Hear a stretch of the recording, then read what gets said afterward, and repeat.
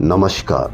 देश की तमाम फटाफट खबरों में आपका स्वागत है। खबरों के लिए आपसे निवेदन कि यदि आपने हमारे चैनल को सब्सक्राइब नहीं किया तो कृपया करके आपके अपने चैनल को सब्सक्राइब करना ना भूलें। आप सब्सक्राइब करते हैं तो हमें हिम्मत होती है सही और सच्ची खबरें आप तक पहुंचाने की। तो क्या है आज की बड़ी खबर? जी हाँ, अडानी ग्रुप की खबर। ये बड़ी खबर, अमेरिकी घूस कांड में घिरे उद्योगपति गौतम अडानी की मुश्किलें बढ़ती जा रही है। मंगलवार को ग्लोबल रेटिंग एजेंसी मूडीज ने अडानी समूह के 7 कंपनियों का आउटलुक नेगेटिव कर दिया। इसमें अडानी ग्रीन एनर्जी और वो सभी 7 कंपनियां हैं। मूडीज ने यह फैसला अडानी समूह की कानूनी समस्याओं और उसके संचालन पर पड़ रहे प्रभाव के कारण लिया है। वहीं फिच रेटिंग्स ने भी समूह की 4 कंपनियों को रेटिंग नेगेटिव कर दी है। फिच ने यह फैसला बढ़ते कॉरपोरेट गवर्नेंस जोखिम और संभावित वित्तीय संकट के चलते लिया। इससे अडानी समूह को भविष्य में पूंजी जुटाने में मुश्किलें हो सकती है।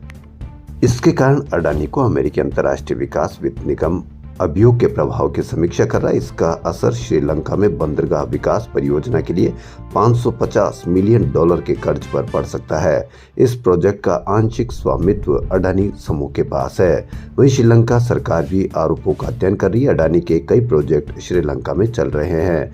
केन्या सरकार पहले ही अडानी के साथ 2 डील रद्द कर चुकी है। बांग्लादेश सरकार ने पूर्व पीएम शेख हसीना के समय अडानी समूह के साथ हुए बिजली समझौते की समीक्षा के लिए भी समिति बनाती है।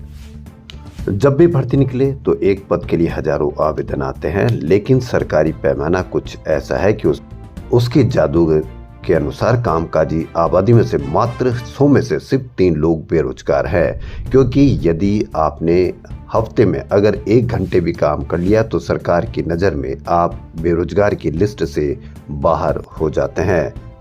यही कारण है कि सबसे जबरदस्त बेरोजगारी देश में होते हुए भी कोई भी बेरोजगारी का आंकड़ा हमारे देश में प्रसारित नहीं किया जाता है या प्रचारित नहीं किया जाता है। नई मीडिया पर इसकी किसी पर चर्चा आप देखेंगे, क्योंकि ये आपके भविष्य, बच्चों के भविष्य से जुड़ी हुई है।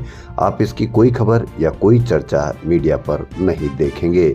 मीडिया पर किन चर्चाओं का कारनामा किया जा रहा है ये आप अवश्य देख लें कि आपका बच्चों का भविष्य जो मीडिया पर चर्चा की जा रही है उन पे है या बेरोजगारों पर है।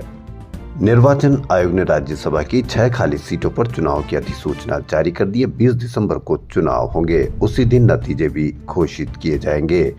UIDAI ने आधार फ्री में अपडेट कराने की तारीख बढ़ाकर 14 दिसंबर कर दी है। अब बिना किसी शुल्क के आधार में अपना नाम, पता, जन्म की तारीख जैसी जानकारी अपडेट करवा सकते हैं। राष्ट्रीय डोपिंग रोधी एजेंसी नाडा ने बजरंग पूनिया पहलवान को 4 साल के लिए निलंबित कर दिया है। पश्चिमी एशिया में शांति की शुरुआत हो सकती है या हो गई है। इजरायल के पीएम नेतन्याहू ने मंगलवार देर रात लेबनानी संगठन हिजबुल्लाह के साथ सीज फायर का ऐलान किया है। इजरायली कैबिनेट ने भी इस फैसले को हरी झंडी दे दी है। हालांकि नेतन्याहू ने साफ किया कि हमास के खिलाफ जंग अभी जारी रहेगी। अमेरिका में राष्ट्रपति चुनाव में डोनाल्ड ट्रंप की जीत के बाद यूरोप में हलचल तेज हो गई। चुनाव प्रचार के दौरान ट्रंप ने कई बार यूक्रेन की सैन्य सहायता में कटौती की घोषणा कर चुके हैं। अब फ्रांस के अखबार ले मॉर्ड ने अपनी रिपोर्ट में खुलासा किया कि ब्रिटेन और फ्रांस सरकार यूक्रेन में सैनिक भेजने पर विचार कर रही है। इस फैसले से यूरोपीय नाटो देश के बीच में दरार पैदा होने और यूक्रेन संघर्ष के बढ़ने की आशंका है।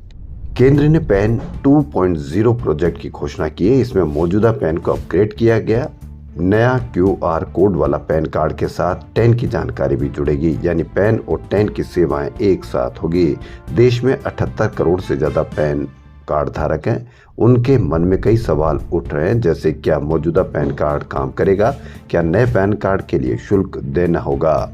मीडिया में आपको क्या खबर दी जा रही है? एक खबर और, अंडमान निकोबार कमांड और पुलिस के बैरन द्वीप के पास एक मछली पकड़ने वाले ट्रोलर से 6000 किलो प्रतिबंधित ड्रग बरामद किया गया है। केंद्र शासित क्षेत्र के DGP का कहना है कि की गई नशे की खेप की मौजूदा कीमत अंतर्राष्ट्रीय बाजार में 36,000 करोड़ रुपए है, लेकिन आप मीडिया पर इसकी कोई खबर नहीं देखेंगे। वो कहां खपत होगी, उस ड्रग्स की कहां खपत होगी, कहां रोजगार या बेरोजगार युवाओं को ये दिया जाएगा, इससे आप डरे, ना कि उन बातों से डरे जो आपको मीडिया दिखाता है। गुजरात की वलसाड़ पुलिस ने एक सीरियल किलर को गिरफ्तार किया है। आरंभिक पूछताछ में आरोपी ने 25 दिन में देश के 5 अलग अलग राज्यों में 5 हत्याएं करने की बात कबूल की है। इन राज्यों में पश्चिम बंगाल, तेलंगाना, महाराष्ट्र, तमिलनाडु व गुजरात शामिल है। आरोपी की पहचान रोहतक हरियाणा निवासी राहुल उर्फ भोलू करमवीर ईश्वर जाट के रूप में हुई है। पुलिस को एक सुराग मिला जिससे आरोपी की शिनाख्त हुई। उत्तर प्रदेश के सोनभद्र जिले में एक लड़की ने खुद के किडनैप होने का ड्रामा किया। मामला मेयरपुर थाना क्षेत्र का है।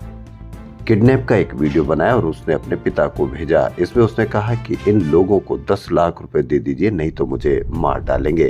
यानी कि लड़की ने खुद ने ही किडनैप होने का नाटक कर पिता से 10 लाख रुपए मांगे। 1969 में शुरू हुए छोटे से कंस्ट्रक्शन कारोबार को साम्राज्य में बदलने वाले एसआर समूह के चेयरमैन व सह संस्थापक शशिकांत रुइया का सोमवार रात मुंबई में निधन हो गया। वे 81 वर्ष के थे। महाराष्ट्र में महायुति की ऐतिहासिक जीत के 3 दिन बाद भी नए सीएम का नाम रहस्य बना हुआ है। भाजपा को 132 सीटें मिलने के बाद यह माना जा रहा था कि सीएम देवेंद्र फडणवीस ही बनेंगे। अब शिंदे सेना ने कहा है कि बहुमत एकनाथ शिंदे की अगुवाई में मिला, इसलिए सीएम वही हो। हालांकि अजीत पवार की एनसीपी इस मामले में चुप है। भाजपा भी जल्दबाजी में नहीं है। खबरों फिलहाल इतना ही। यदि आपको हमारा चैनल पसंद आए तो लाइक, सब्सक्राइब और शेयर अवश्य करें। धन्यवाद।